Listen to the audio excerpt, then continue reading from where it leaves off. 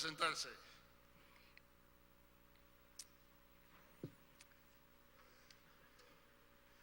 Muy buenas tardes. Déjenme empezar por agradecerle al hermano Cordero y a los músicos que nos han despertado un poco para la tarde, ¿verdad? Porque la tarde siempre es una época un poquito somnolienta. Yo espero que con el favor del Señor podamos por lo menos estar despiertos unos minutos para escuchar lo que el Señor me ha dado para darles a ustedes. En las 3 sesiones anteriores hemos centrado nuestra atención sobre el libro de Hechos y lo que ese libro nos dice sobre el Espíritu Santo. Como prometí antes, lo que me propongo ahora, esta tarde, es concluir con algunos apuntes acerca de la contribución pentecostal a la teología cristiana. Pero antes de entrar de lleno en eso, debo hacer 3 advertencias. La primera es que cuando digo apuntes, quiero decir exactamente eso: notas, atisbos, aproximaciones, sugerencias. No me propongo en modo alguno desarrollar aquí con ustedes a plenitud un tema que en realidad no me corresponde a mí, sino a la comunidad pentecostal como un todo. Lo que me propongo es más bien invitarles a ustedes a ir desarrollando esa teología y estar conscientes, sobre todo eso que me interesa, que estén ustedes conscientes de que lo que está sucediendo en la teología pentecostal es de importancia para toda la iglesia del Señor. Eso me lleva a la segunda advertencia, y es que estoy bien consciente que estoy mirando el pentecostalismo un poco desde fuera. Como le dije el primer día, yo no soy pentecostal, aunque a veces, poquito, ¿verdad? Pero no soy pentecostal como miembro de una denominación pentecostal.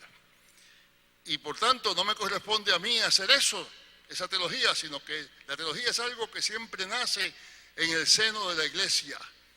Tristemente a veces nos imaginamos que la teología es lo que hace alguien allá en un escritorio. No, lo que hace esa persona en el escritorio, si es buena teología, es sencillamente recoger lo que es la experiencia, el sentir de la iglesia toda y expresarlo de manera que la iglesia reconozca en lo que esa persona escribe, lo que la iglesia cree, confiesa y experimenta. Así que no me corresponde a mí hacer esa teología, sino le corresponde a ustedes. Y lo único que yo me atrevo a hacer es a retarles, a invitarles a que la hagan con seriedad, que la hagan con entusiasmo y que la hagan en obediencia al Espíritu del Señor. Y la tercera advertencia que quiero hacer es que aunque en estos días, por razones obvias, hemos centrado nuestra atención en la doctrina del Espíritu Santo, sobre la obra del Espíritu Santo sobre todo, es decir, la manera en que el Espíritu Santo obra, la idea fundamental que quiero dejar con ustedes al final de hoy es que la contribución del pentecostalismo a la teología cristiana como un todo va mucho más allá de la doctrina del Espíritu Santo. Ciertamente esa doctrina es muy importante y en esa doctrina el pentecostalismo ha hecho un impacto enorme, de tal manera que ya hoy difícilmente en cualquier iglesia cristiana hay un teólogo que se atreva a no prestarle atención bien seria al Espíritu Santo, y eso se debe en buena medida a que por allá, por algún lugar, está el impacto del pentecostalismo, no importa cuál sea la denominación de ese teólogo o de esa teóloga. También sobre eso quisiera reflexionar con ustedes esta tarde. El nombre que generalmente se le da a la teología que trata acerca del espíritu es neumatología. Neumatología viene de 2 raíces griegas, ¿verdad? La primera mitad, neumatos, quiere decir espíritu, o como yo decía el primer día, quiere decir también viento, ¿verdad? El espíritu, que es como el viento que sopla, esa es la primera mitad de la palabra. La segunda mitad de la palabra, logía, viene de una raíz griega, la palabra logos, que quiere decir razón, tratado, orden, ¿verdad? Y es por eso que la primera de esas raíces, la neuma, se usa, por ejemplo, para hablar cuando se dice que de las llantas de los automóviles se les llaman neumáticos, porque están llenas de viento, de aire, ¿verdad? Están a presión de aire. Y la segunda razón, la segunda parte, aquello de el logos que es la razón fundamental de todas las cosas, es que viene la palabra nuestra lógica. Una cosa es lógica porque se conforma a ese orden de cosas. Y también, claro, la palabra ilógica, ¿verdad? Cuando decimos que una palabra es ilógica, una cosa es ilógica, queremos decir que no tiene razón, que no tiene orden, ¿verdad? Con ese sentido de lógica, o de lógica, sí, usamos esa misma raíz en un montón de palabras que usamos todos los días, ¿verdad? La mineralogía, la ciencia que estudia el orden, la manera en que se comportan los minerales, ¿verdad? La ecología, la ciencia que estudia el medio ambiente, la psicología, la que estudia la mente, la cardiología que estudia el corazón, y hasta la astrología, pretendida falsa ciencia que pretende estudiar los movimientos de los astros y lo que quieren decir. Esa palabra logos, de la que se derivan todas esas logías y mucho más, tiene raíces en dos lugares diferentes, paralelos. Tiene raíces primero en la civilización, la cultura que existía en el mundo helenista donde apareció el cristianismo. Y tiene raíces también, como vamos a ver en un momento, en el Nuevo Testamento, especialmente en la teología juanina en el Nuevo Testamento. Vamos primero a lo helenista, ¿verdad? A lo griego. Como ustedes saben, al llegar nuestro Señor Jesucristo, la cultura griega se había expandido por todo el mundo, la cuenca del mar Mediterráneo, todo lo que era el Imperio Romano y hasta mucho más allá de eso. Pues bueno, los antiguos griegos, desde mucho antes de Cristo, empezaron a preguntarse, ¿cómo explicar eso? De que en el mundo hay orden, de que en el mundo las cosas pasan de maneras que usted puede predecir. Usted nunca ha visto esta botella caer, pero usted sabe que si yo suelto esta botella, va a caer. ¿Por qué? Porque usted conoce cierto orden, usted ha visto otras cosas, usted conoce que en el orden del mundo, si usted suelta una botella en el medio del aire, se cae. Quiere decir que hay un orden, ese orden que hay en el mundo. Y hay también un orden en la razón. ¿Me explico? Todos conocemos aquella cancioncita que nos enseñaron de muchachito, 2 y 2 son 4, 4 y 2 son 6, 6 2 por 8, 6 por 2 son 8 y 8 16. Un chino que no sepa una palabra de español, que no sepa nada de lo que nos enseñaron a nosotros, también saben que lo diga en chino, que 2 por 2 son 4, 4 y 2 son 6, 6 2 por 2 son 8 y 8 16. Y lo sabe un maorí en Nueva Zelanda, y lo sabe un nigeriano, y lo sabe cualquier persona. De manera que hay un orden común en todas las mentes humanas. 2 y 2 son 4. No importa cuál sea su cultura, no importa cuál sea su idioma, no importa cuáles sean sus creencias, no importa cuál sea su religión, todo el mundo sabe que hay un orden fundamental según el cual 2 y 2 son 4. Y lo que más le sorprendía a esos griegos es otro hecho tan natural que a nosotros ni se nos ocurre pensarlo, pero piensen un poquito. ¿Qué cosa tan extraña es esa? De que el orden que hay en mi mente corresponde al orden que hay allá afuera en el mundo. Yo cierro los ojos y sé que 2 y 2 son 4.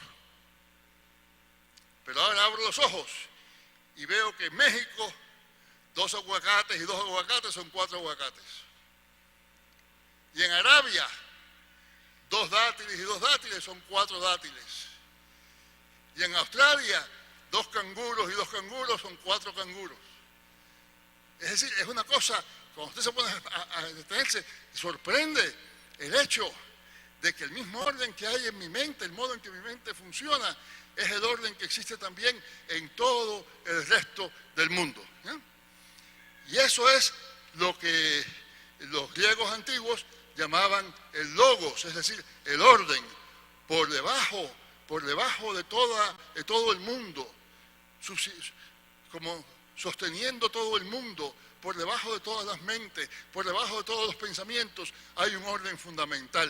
Y eso es lo que ellos llamaban el logos, la razón, lo que hace que el mundo sea razonable, que el mundo sea lógico, como dice la palabra logos. Pero entonces entra en escena el cristianismo. No me deje perder la sabiduría. Entonces entra en escena el cristianismo, ¿verdad? El cristianismo al principio era una gente que se veían constantemente asediados, perseguidos, ridiculizados, porque eran gente, muchos de ellos bien inculta, eran gente pobre, eran esclavos, eran gente que no contaba en la sociedad y era gente además de eso que por sus costumbres, la manera en que vivían, pues chocaban con las prácticas de su época.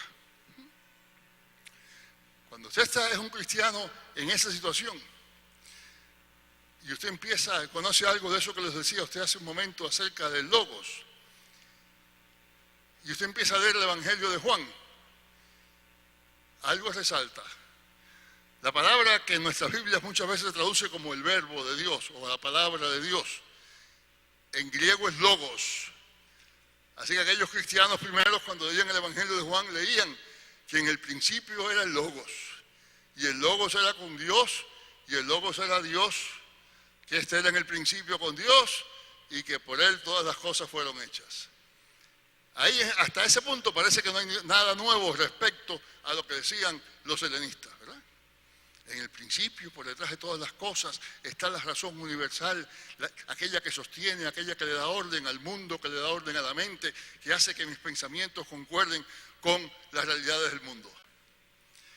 Pero entonces hay un versículo 14 que dice, y aquel Logo se hizo carne y habitó entre nosotros y vimos su gloria, gloria como del unigénito Hijo de Dios.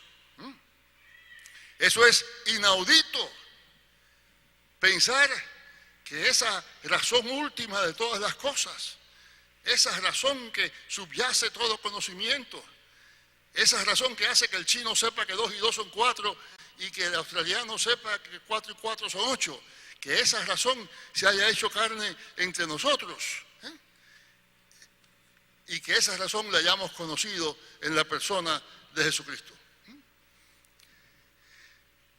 Es que eso quiere decir entonces, es que ese a quien ellos adoraban, ese Jesús a quien ellos servían, ese Jesús de quienes el Imperio Romano se burlaba, ese Jesús era nada menos, nada menos que la razón misma, el orden mismo que le dio y le sigue dando forma al universo todo. Si un chino sabe que 2 y 2 son 4, eso es porque a ese chino se lo enseñó el mismo Logos, el mismo verbo que después se encarnó en Jesucristo. Luego, aunque el chino no lo sepa, en su propia mente lleva el sello de este a quien nosotros adoramos.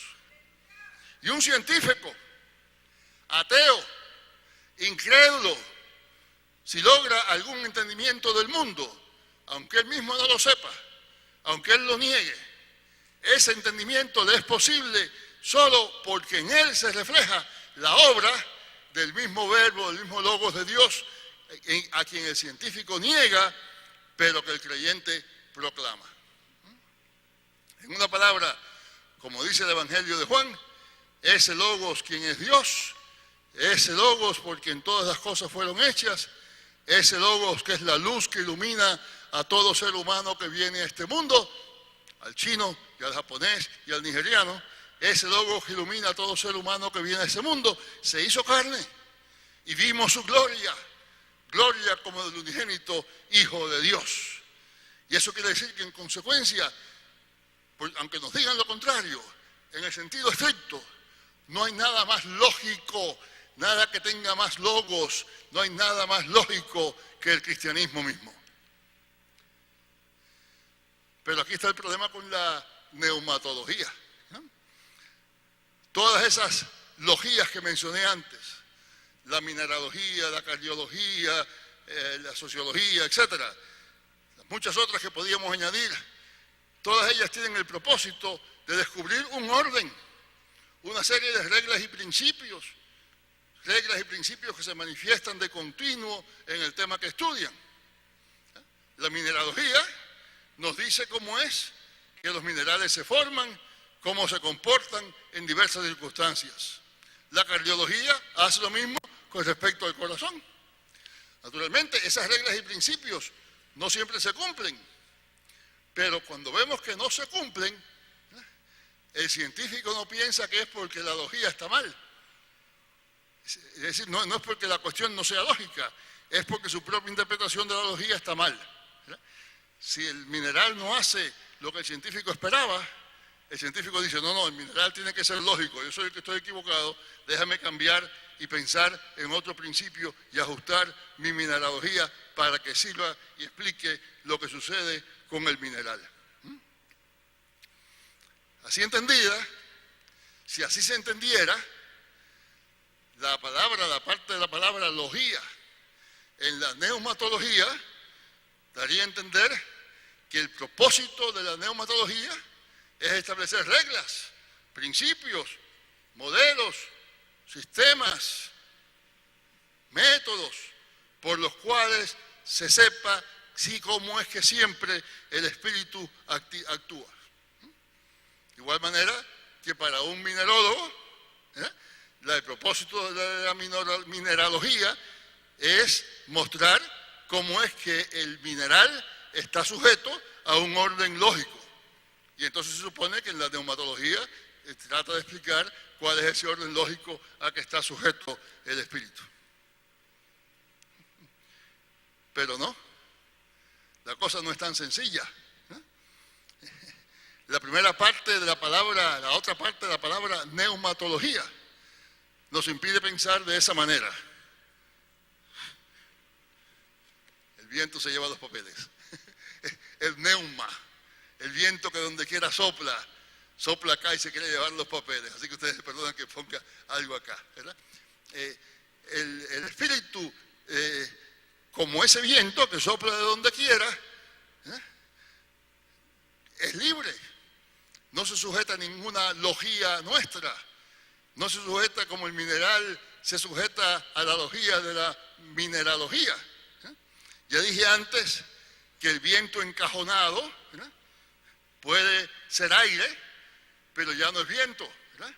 Así también una doctrina del espíritu que pretenda decir cómo es exactamente que el espíritu va a actuar y predecir cómo es que el espíritu va a reaccionar a cada cosa, de igual manera que un minerólogo sabe o dice exactamente cómo es que un mineral va a reaccionar a alguna cosa. Tal supuesta neumatología puede estar hablando de algún espíritu con letra minúscula, pero no del Espíritu Santo de Dios, que como el viento sopla y no sabemos de dónde viene ni a dónde va. Dice de otro modo, en la palabra misma neumatología hay una tensión entre la primera parte de la palabra, que se refiere al Espíritu Santo, y la segunda, que implica que la neumatología debe llevar reglas, principios fijos a los cuales el Espíritu Santo tiene que ajustarse. Hay dos modos, ninguno de ellos satisfactorio, en que frecuentemente se intenta resolver esa tensión. El primero de ellos es poner el énfasis en la logía y decir que todo lo que no se ajuste a esas reglas, pues no puede ser. Hablábamos ayer, parece que hace mucho tiempo, pero fue ayer, hablábamos de aquel liberalismo extremo de los siglos XIX y principios del XX, ¿verdad?, que veía las cosas de tal modo que lo que no se ajustara a la lógica de ellos no podía ser cierto, ¿verdad?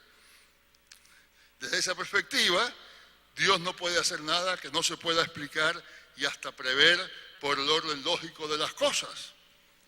Y eso de que el Espíritu Santo nos congregue, nos hable, nos dirija, nos haga milagros, todo eso no puede ser sino mera superstición, reliquia de un pasado menos racional, menos lógico. Y como es de todos sabido, como ustedes bien saben, esa actitud acabó deshaciéndose de varios de los principios fundamentales de la fe cristiana, incluso la encarnación de Dios en Jesucristo, la resurrección, el reino venidero, etc. En una palabra, lo que no se ajustara a los principios científicos, a la lógica, como ellos entendían, no podía aceptarse. Por eso digo que entre quienes adoran esa postura, en la neumatología, el acento cae exclusivamente sobre la logía. Y entendían esa logía, de igual que lo entendían los antiguos pensadores, como muchas veces lo entiende la ciencia moderna, como una serie de reglas estrictas, ya dadas, predecibles, que solo hay que descubrir para entonces poder entenderlo todo y poder manejarlo todo. Ahora bien, por extraño que parezca, el movimiento contrariamente opuesto a ese liberalismo, que muchas veces se llama fundamentalismo, cayó en la misma trampa. El fundamentalismo también se dedicó a hacer de la neumatología toda una cuestión de logía. Solo que, en lugar de entender por esa logía, por esa lógica, lo que la ciencia entendía, lo que el fundamentalismo hizo fue tomar ciertos versículos bíblicos y hacer de esos los principios por los cuales se podía determinar todo lo que Dios iba a hacer, cómo lo iba a hacer, cuándo lo iba a hacer, etcétera, etcétera.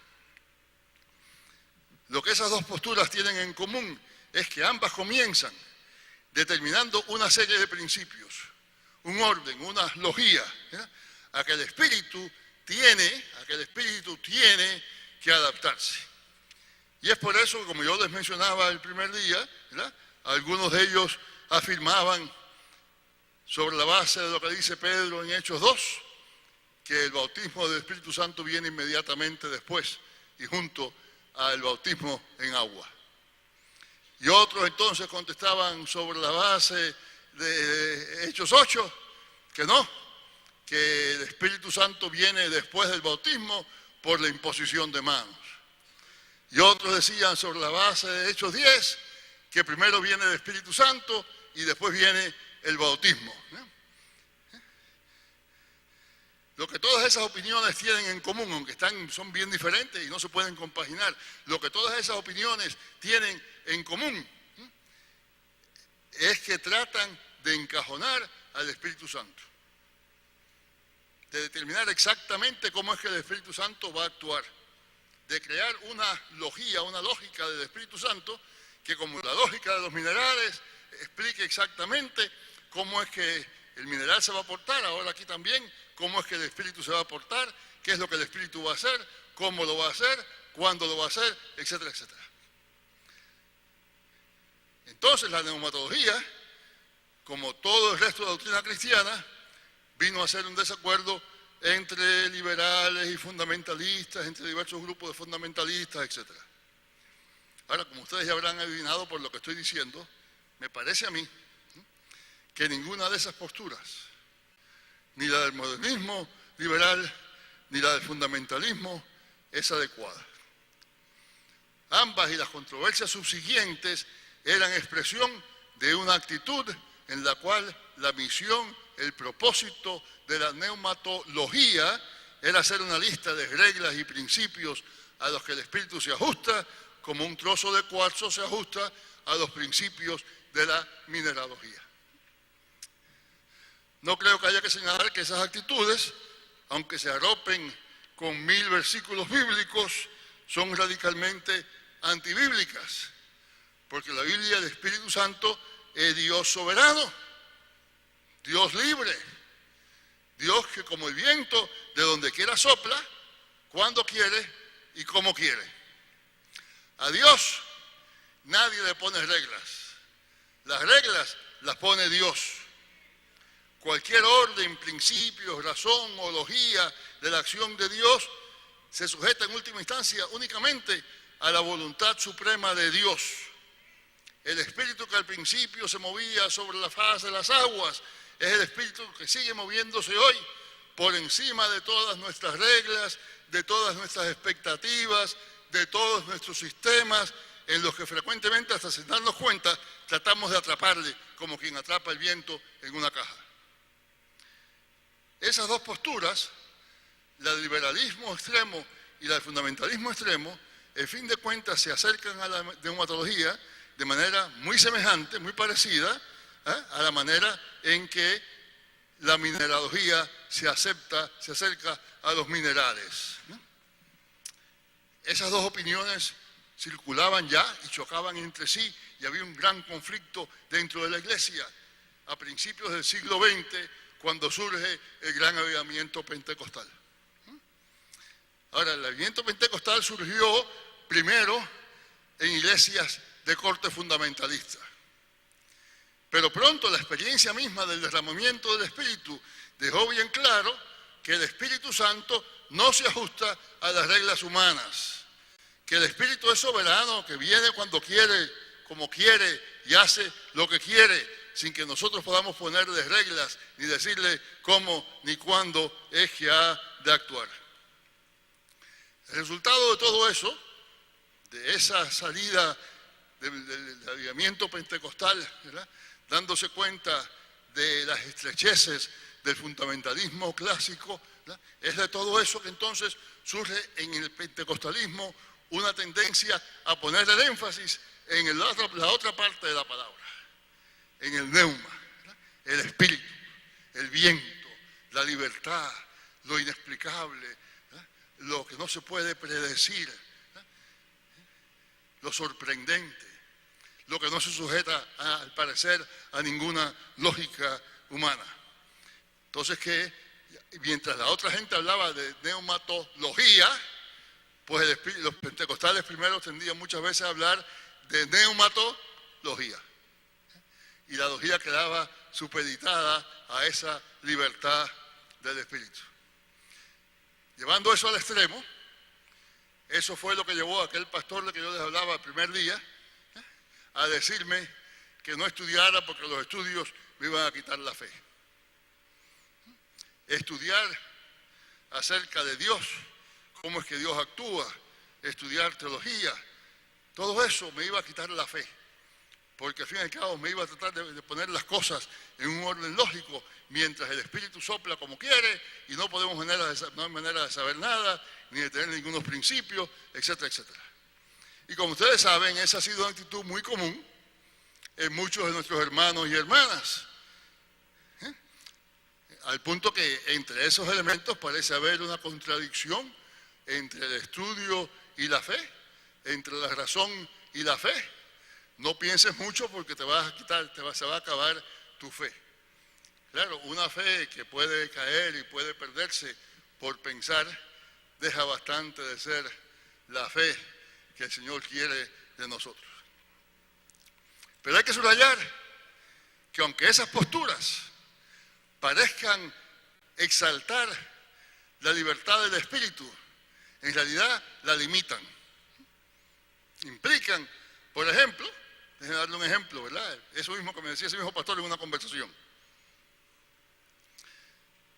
No, hermano, yo no me preparo para mis sermones, porque cuando yo me paro en el púlpito, el Espíritu Santo me inspira. Suena precioso, ¿verdad?, poder depender de esa manera del Espíritu Santo. Pero cuando usted se pone a pensarlo, lo que usted está diciendo es que usted de alguna manera usted tiene el control sobre el Espíritu Santo. Que en el momento que usted llega acá, el Espíritu Santo está obligado a darle a usted palabra porque usted se paró acá. Es otra manera de limitar el poder del Espíritu Santo. Es querer decir también que el Espíritu Santo le puede hablar a usted cuando usted está parado en el púlpito, pero no le puede hablar a usted cuando usted está sentado en su casa, en sus devociones, estudiando su Biblia, en sus estudios, examinando el texto bíblico o lo que sea. De manera que muchas veces ese énfasis, supuesto énfasis en la libertad del espíritu, lo que hace es que de una manera un poco surrepticia nos lleva también a creernos que podemos controlar el espíritu.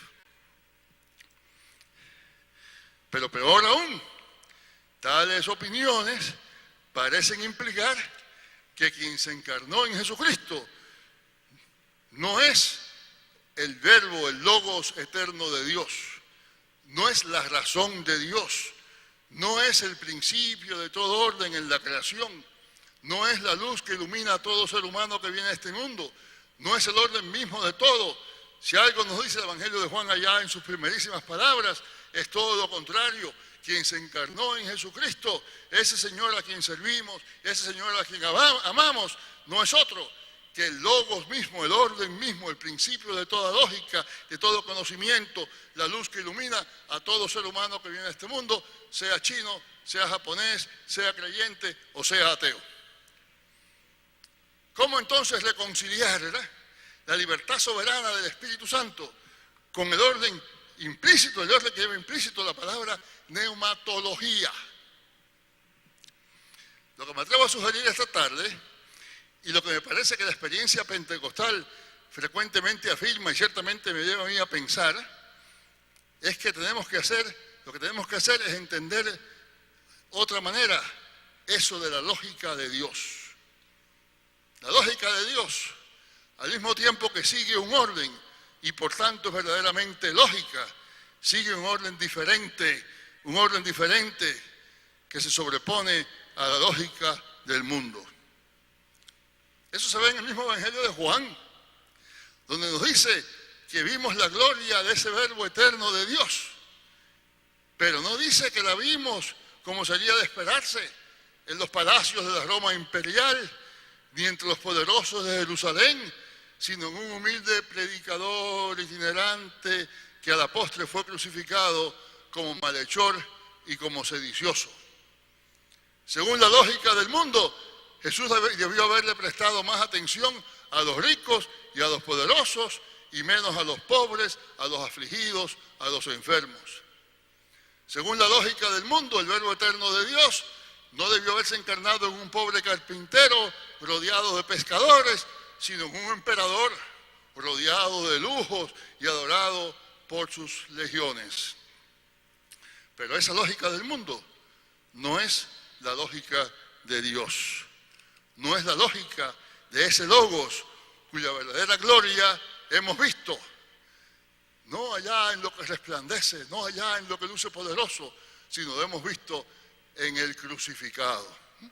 No es la lógica que Pablo nos lleva y nos invita a seguir, exhortándonos a tener el mismo sentir que hubo en Cristo Jesús, quien siendo en forma de Dios no tuvo el ser igual a Dios como cosa a que aferrarse, sino que se despojó a sí mismo, tomando forma de siervo y se hizo semejante a los hombres. La lógica de Dios, que no es la lógica del mundo, es la lógica del amor. Y como bien dice Pablo, el amor es sufrido, es benigno, no busca lo suyo, no guarda rencor, no se goza de la injusticia, sino que se goza de la verdad. ¿Saben una cosa? Es por esa lógica de amor que Dios hizo el mundo. O como dice Juan, que Dios por el logos, a través del verbo, hizo el mundo y que sin él, sin esa lógica de amor, nada de lo que ha sido hecho sería hecho. Déjenme decirle un paréntesis aquí. Cuando la Biblia se habla del amor de Dios como el amor de un padre, lo que de inmediato nos viene a la mente, y con razón, es que Dios nos cuida. Porque los padres cuidan. Es que Dios nos protege. Porque los padres protegen. Pero ¿saben ustedes? Hay un acto de amor todavía más grande de cualquier padre responsable o cualquier madre responsable. Y es el acto de decidir tener un hijo que saben que algún día se va a rebelar contra ellos, que saben que algún día no va a hacer lo que ellos quieren que haga, que saben que posiblemente hasta algún día hasta les quebrará el corazón. Y sin embargo, decidir tener ese hijo por amor a ese hijo, quien saben que muchas veces va a defraudar su amor. Y decidir no solo eso, sino decidir seguirle amando, no importa lo que suceda. Ese es el verdadero amor de un padre o de una madre. Y ese es el amor de Dios. Y es por ese amor que Dios nos crea a nosotros, que Dios crea al mundo.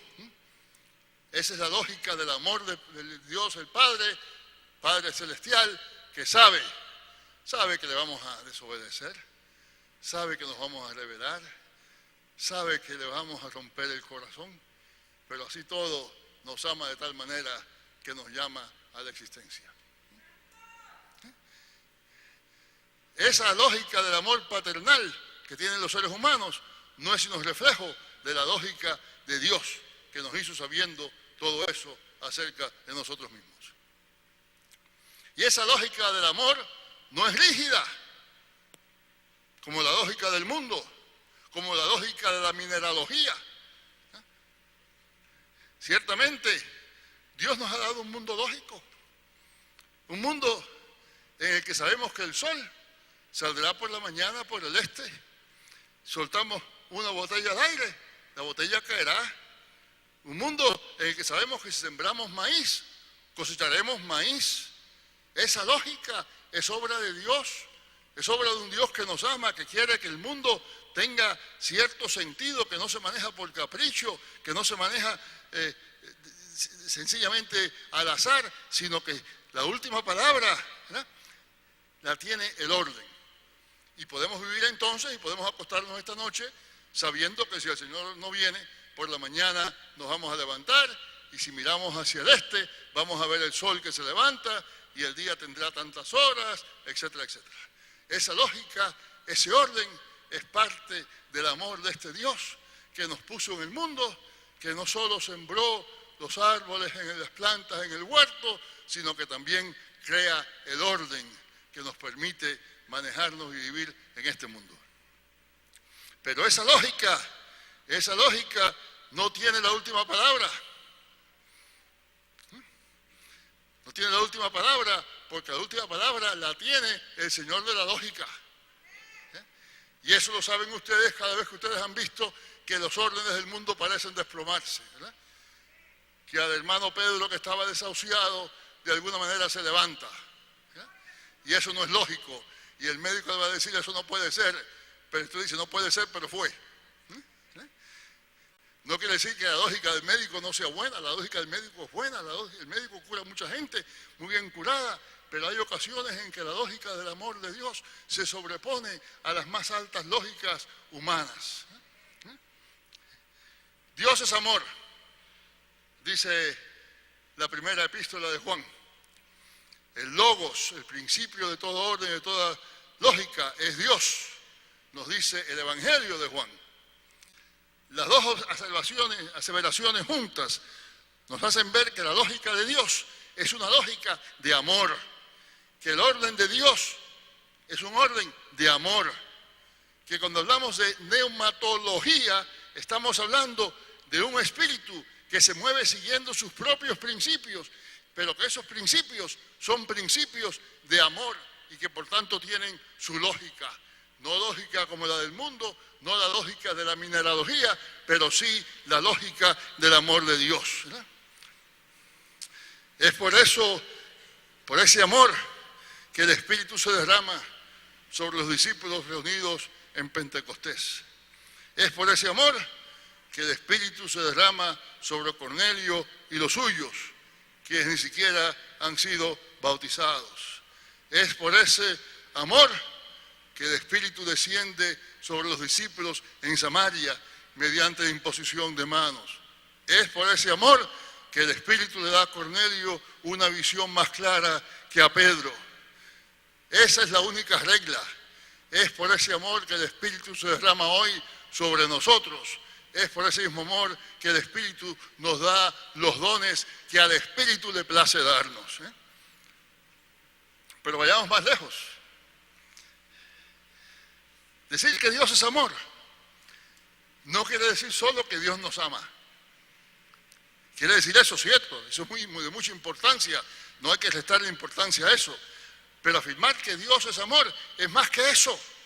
Es decir, que en su propia esencia, en su propio ser, allá en su sustancia, Dios es amor. Dios es amor no quiere decir que Dios ama lo que ha creado, que es cierto, sino quiere decir también que Dios, dentro de sí mismo, ama. Que el amor está en el corazón mismo de Dios. Eso es lo que la doctrina de la Trinidad nos dice. Dios es uno, pero Dios es uno no en una estéril soledad como de una piedra que es una o de una botella que es una, sino Dios es uno, ¿verdad? Porque dentro de la divinidad misma, el amor entre el Padre, el Hijo y el Espíritu Santo es tal que los tres son uno. Dios es tres personas, porque el carácter mismo de este Dios, que es único, exige que no sea un Dios solitario, encerrado allá solo. Exige que en el centro de Dios haya amor. Ya hace mucho tiempo Agustín dijo que cuando hay amor hay tres realidades. Hay quien ama, hay quien es amado y es el amor mismo. Y él hablaba de que eso es lo que sucede dentro de la Trinidad. Cada una de las personas ama a la otra, pero también hay el amor, que es la tercera realidad que está allí. Donde quiera haya amor, ahora a nivel humano, donde quiera haya amor, esos tres elementos existen también. Quien ama, quien es amado y el amor mismo. Y eso no es sino reflejo en este mundo imperfecto, en este amor nuestro imperfecto, reflejo del amor del Dios Trino, en quien el Padre, el Hijo y el Espíritu Santo se aman con amor tan pleno que los tres son uno. Se aman de tal modo que su unidad es única. No es como la unidad de un átomo, de una piedra o de una botella. Unidad fría, rígida, insensible, estéril, sino que es unidad en amor, unidad orgánica, unidad productiva, unidad inigualable. Es porque Dios es amor que Dios crea. Dios crea porque ama. Porque ama hasta lo que todavía no existe. Porque ama hasta esta criatura humana que le abandonará, le negará, le despreciará, le desobedecerá. Pero a pesar de nuestra desobediencia, precisamente porque Dios es amor, siempre llevamos dentro de nosotros mismos el sello del Dios que nos creó. Así, nosotros también somos seres creados para amar. Eso lo sabemos por experiencia, porque sabemos que a la última, quien no ama es como si no viviera, porque la vida sin amor se desmorona, se vuelve nada. Y eso no es todo, sino que de igual manera que Dios existe ante todo, que el amor de Dios existe ante todo dentro de Dios mismo, así también nosotros. Para poder verdaderamente amar hacia afuera, tenemos que amar también hacia adentro de nosotros mismos. Y no estoy diciendo ser egoísta, no estoy diciendo darnos importancia, no estoy diciendo otra cosa. Al mismo Agustín, a quien acabo de citar hace un momento, Agustín decía que en cada uno de nosotros hay razón, hay memoria y hay voluntad. Esas tres no son lo mismo. La memoria no es lo mismo que la voluntad. La razón no es lo mismo ni que la voluntad ni que la memoria, ¿no? Pero también puedo decir que yo soy mi voluntad. Yo soy lo que yo decido. Puedo decir por otra parte que yo soy mi memoria. Yo soy lo que yo recuerdo. Puedo decir también que yo soy mi mente. Yo soy lo que yo pienso. En consecuencia, diría Agustín, también podemos decir que dentro de nuestro propio ser, nuestra propia identidad es reflejo del ser del Dios Trino. Dios es Padre, Hijo y Espíritu Santo. Yo soy razón, mente y voluntad. El Padre no es el Hijo, ni el Hijo es el Espíritu Santo. Sin embargo, los tres se aman de tal manera que los tres son uno.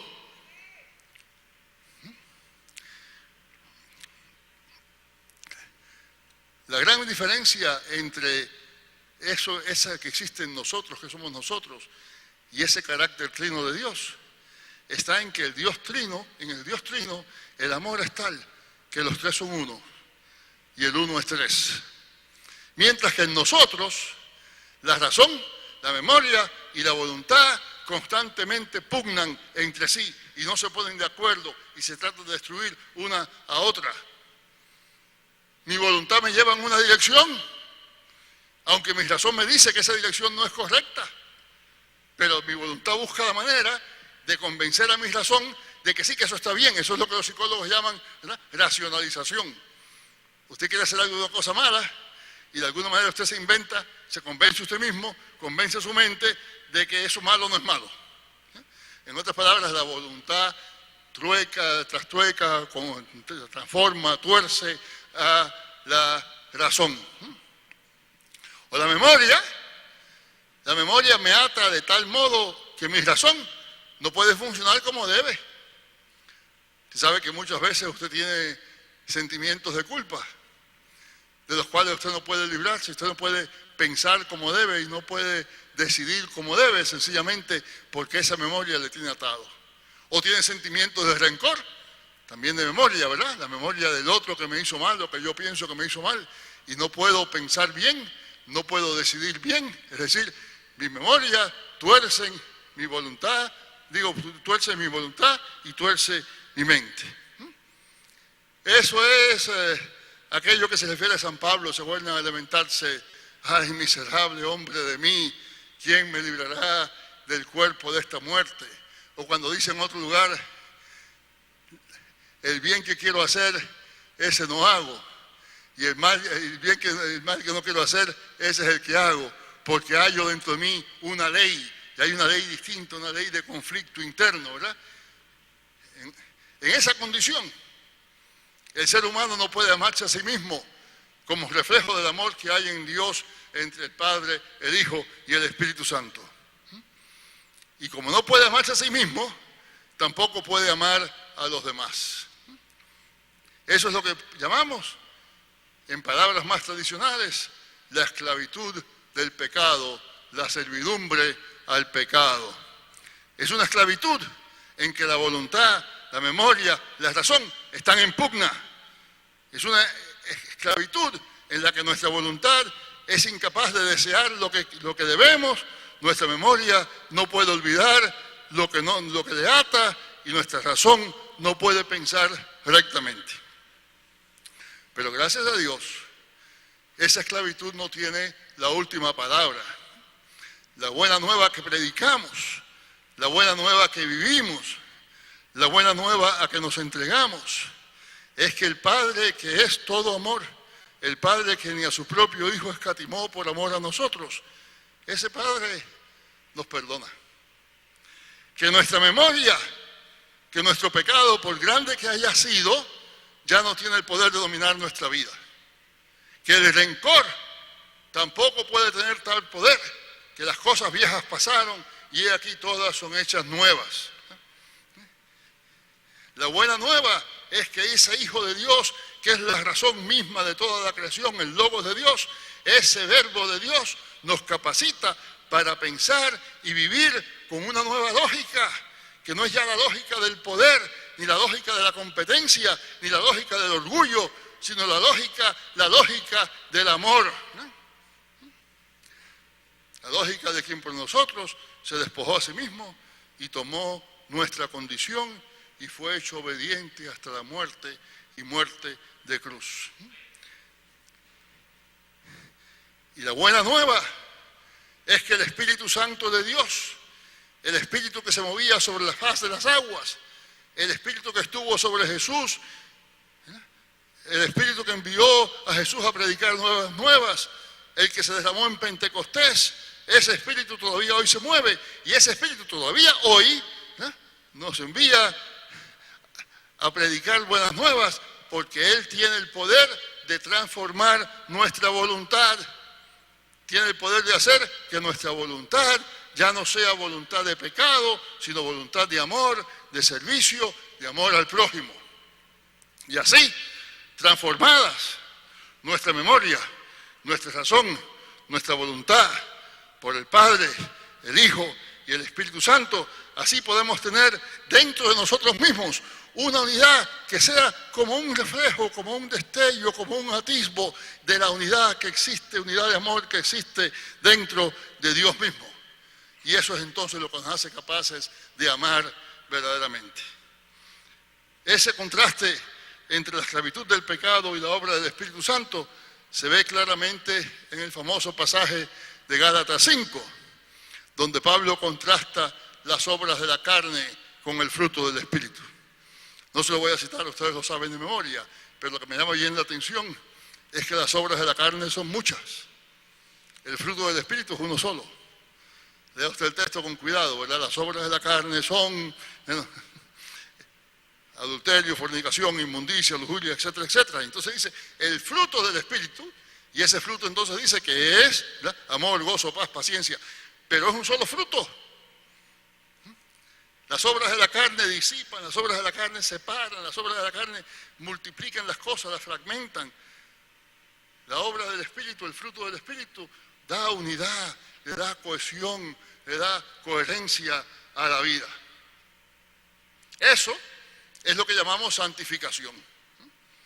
Es la obra del Espíritu Santo dentro de nosotros, librando nuestra memoria de la esclavitud de la culpa y del rencor, llevando nuestra mente a una nueva lógica de amor, restaurando nuestra voluntad de modo que libre y gozosamente podamos hacer el bien.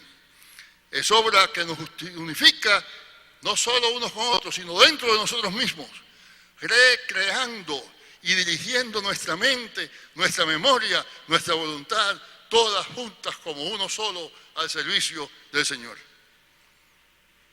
Y no olvidemos de paso que los que el Espíritu Santo obra dentro de cada uno de nosotros, lo obra también, o al menos quiere obrarlo si se lo permitimos, en la iglesia.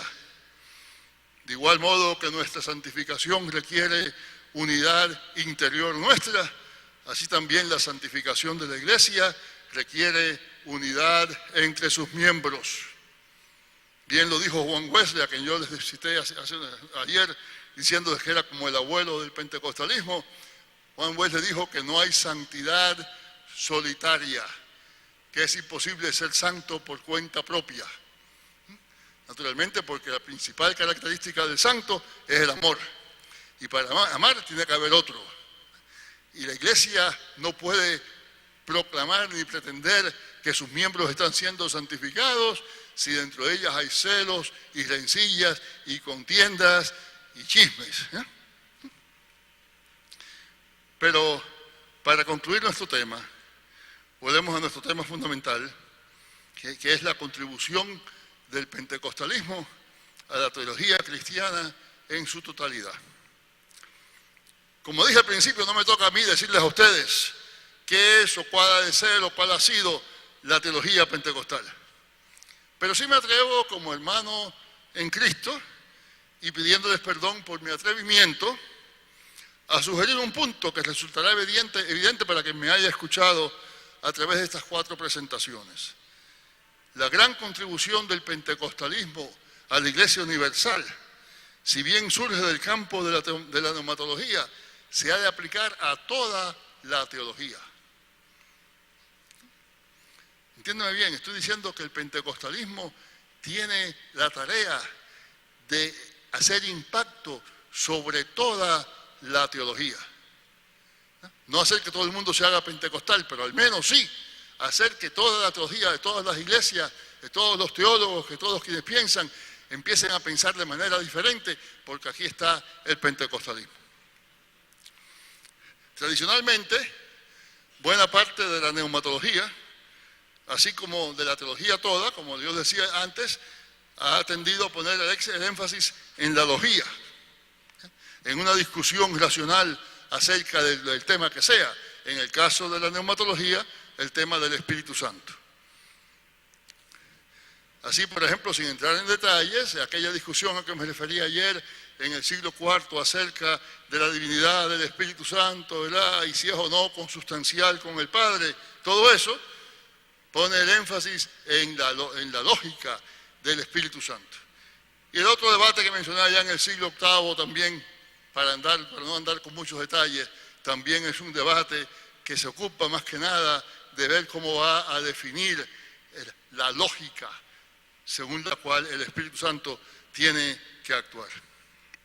El problema está, como decía antes, que el Espíritu Santo se da a conocer por su obra. Ya he dicho repetidamente que el viento de donde quiera sopla, ¿verdad? Que no sabemos de dónde viene. Pero hay otra característica del viento que es muy interesante. ¿Sabe usted? Usted no puede conocer el viento en sí, como puro viento, sino que lo conoce por sus obras. Así usted dice que hay brisa porque siente el fresco o porque ve las hojas de los árboles moverse. Usted no ve la brisa, pero reconoce a la brisa por sus obras. Cuando en la televisión nos hablan de un huracán, ¿no nos puede enseñar el viento? Nos enseñan los árboles que se doblan, nos enseñan las olas embravecidas, nos enseñan las cosas que andan volando, pero el viento mismo no lo vemos. Hablar del viento así, sin hablar de su movimiento y de sus consecuencias, es absolutamente imposible, es un contrasentido. El viento se da a conocer no allá en sí mismo, sino se da a conocer por sus acciones, por sus obras, por sus consecuencias.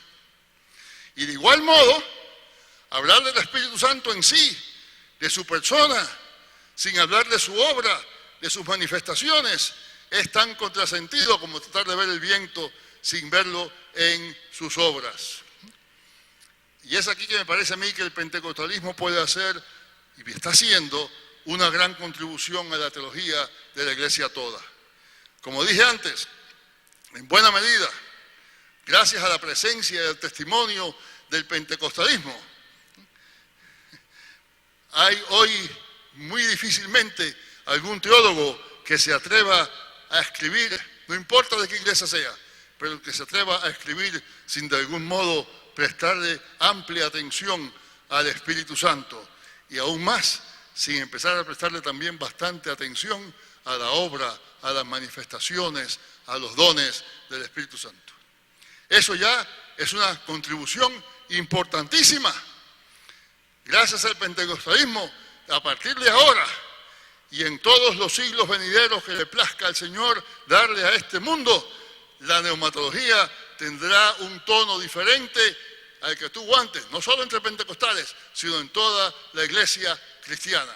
Y eso es algo que ustedes deben reconocer, regocijarse y hasta enorgullecerse con orgullo santo.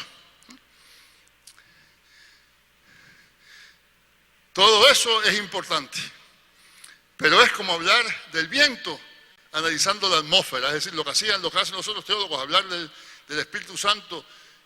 ¿Quién es el Espíritu Santo? ¿Cómo se relaciona con el Padre? ¿En qué consiste su sustancia? ¿Cómo es que procede del Padre y del Hijo, etcétera? Todo eso es importante, pero es como hablar del viento analizando la atmósfera. ¿Vamos a hablar del viento? Pues fíjese usted, la atmósfera está compuesta de tanto porcentaje de nitrógeno, tanto de oxígeno, tanto de dióxido de carbono, etcétera, etcétera. Todo eso es importante para poder entender qué cosa es el viento. Pero no basta con eso. Hay que hablar del viento como algo que sentimos, como algo que experimentamos, como algo que se mueve, como algo que mueve, como algo cuya realidad vemos alrededor nuestro, en lo que sucede alrededor nuestro. Y eso es precisamente lo que el pentecostalismo hace al hablar del Espíritu Santo. Hablar de la experiencia de la presencia del Espíritu, de sus dones, de su poder para santificación. Y eso es lo que gracias al pentecostalismo la teología de la Iglesia toda hace cada vez más. Pero hay más. La neumatología pentecostal, que empieza por colocar el énfasis en el neuma, volviéndose neumatología, ofrece la promesa de librar al resto de la Iglesia y a los teólogos de las amargas y estériles controversias a que me he referido antes entre modernistas y fundamentalistas o entre fundamentalistas de distintas clases. Y para terminar, me permito señalar que hay todavía más. Lo que decimos acerca de la logía en la neumatología, hay que decirlo acerca de toda la logía en la teología. Lo que el pentecostalismo nos recuerda, ¿verdad?, al hablar del Espíritu Santo y de estudiar su obra y de ver la lógica del Espíritu Santo, el pentecostalismo implica que esa lógica de amor no es solo la lógica del Espíritu Santo, esa es la lógica de Dios y es la lógica que ha de gobernar toda la teología. Lo que el pentecostalismo nos recuerda es que la verdadera, la buena teología no se imagina, no puede imaginarse que su disciplina consiste en descubrir, analizar los atributos de Dios. Hay muchos libros por ahí de teología. ¿Cuáles son los atributos de Dios? Y ustedes aprenden entonces de memoria los atributos de Dios, ¿verdad? Y ya está haciendo teología. No. La teología no consiste en eso. La teología consiste en saber que por encima de todo eso está el Dios libre, el Dios soberano, el Dios que hace como Dios quiere, el Dios que crea, el Dios que gobierna, el Dios que triunfa, el Dios que justifica. Y eso quiere decir entonces que en la teología Dios siempre es soberano, en esa soberanía que el pentecostalismo experimenta en sus experiencias con el Espíritu Santo. Y ese Dios soberano, ese Dios que es amor, ese Dios trino, os bendiga y os guarde, de modo que la gracia de nuestro Señor Jesucristo, el amor de Dios el Padre, la comunión del Espíritu Santo, sean con todos y cada uno de ustedes y con todo el pueblo de Dios, ahora y por siempre jamás. Amén.